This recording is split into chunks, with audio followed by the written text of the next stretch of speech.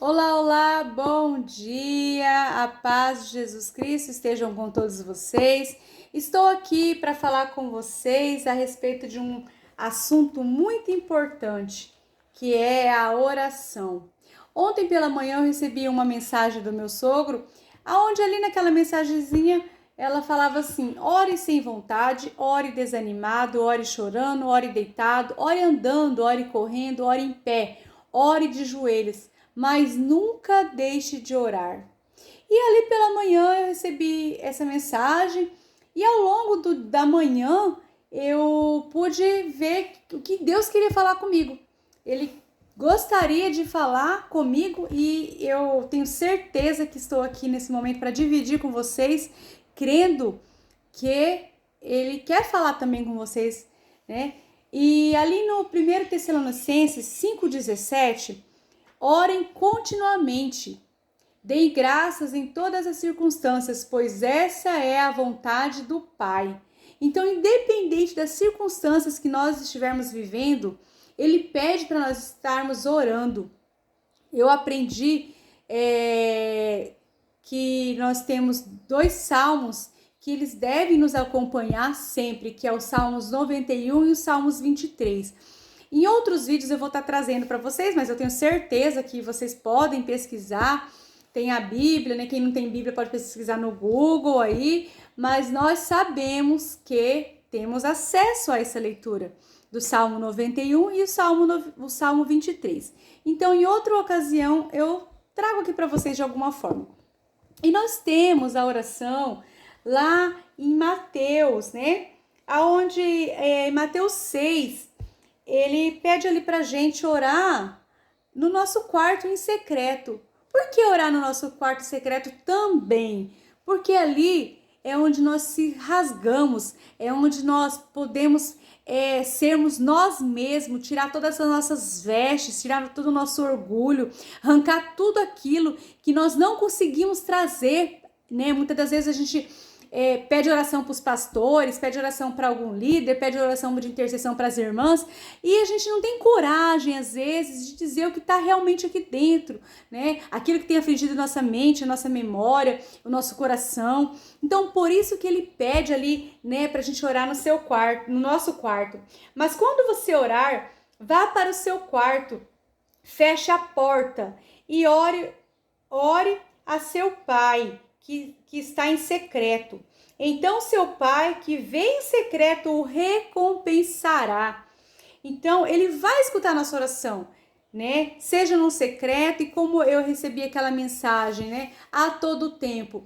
E eu tenho o testemunho vivo de que Deus, ele atende nossas orações. Só que nós temos que prestar bem atenção, porque muitas das vezes não é a nossa vontade que vai prevalecer, é a vontade dele. Nós temos que estar preparados para tudo, né? E principalmente para fazer essa oração aonde seja feita a tua vontade.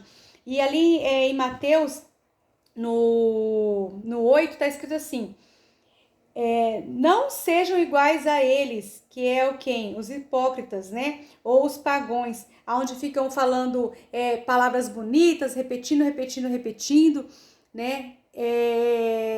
Quanto a essa repetição, existe a reza, que é a repetição, né? O que ele vem falando aqui é para que a gente não fique repetindo coisas em vãs, né? Em vão.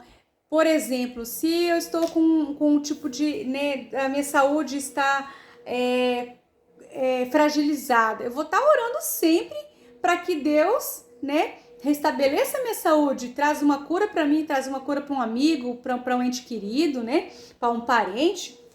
E ali no Salmo 5 tá assim: escuta, Senhor, as minhas palavras, considera o meu gemer, atenta para o meu grito de socorro, meu Rei e meu Deus, pois a ti eu imploro.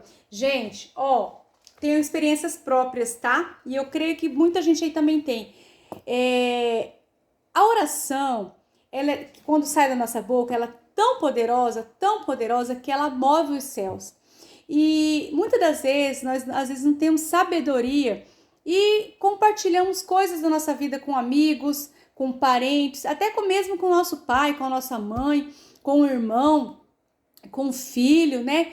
E nós temos que ter muita sabedoria com isso, porque na palavra do Senhor fala, né? Ele sabe todas as coisas, ele é o nosso pai, ele que vai nos entender e é ele que vai fazer algo no sobrenatural, né? Isso não impede da gente poder dividir, mas vamos precisar ter um pouco de sabedoria, principalmente nas orações contrárias, tá?